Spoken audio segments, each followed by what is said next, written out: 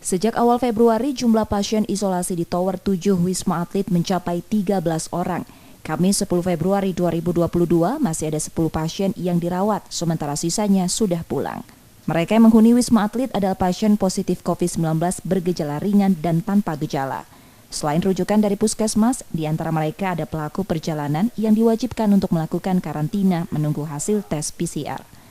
Wisma Atlet menyiagakan 5 tower untuk ruang isolasi COVID-19. Satu tower berkapasitas 100 tempat tidur yang dapat diisi 1 hingga 3 orang.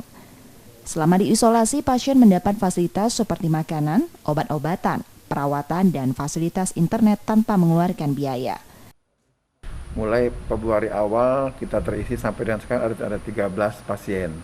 Itu terdiri dari pelaku perjalanan dan juga dari luar daerah dan juga orang-orang sekitar Sumatera Selatan dengan keluhan gejala ringan dan juga tanpa gejala.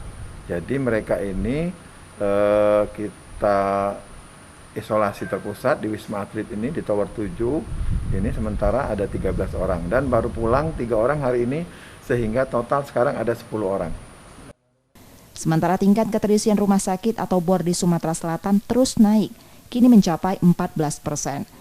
Seiring meningkatnya angka kasus COVID-19 sejak beberapa pekan terakhir. Rizky Nurmizan, Kompas TV, Palembang, Sumatera Selatan.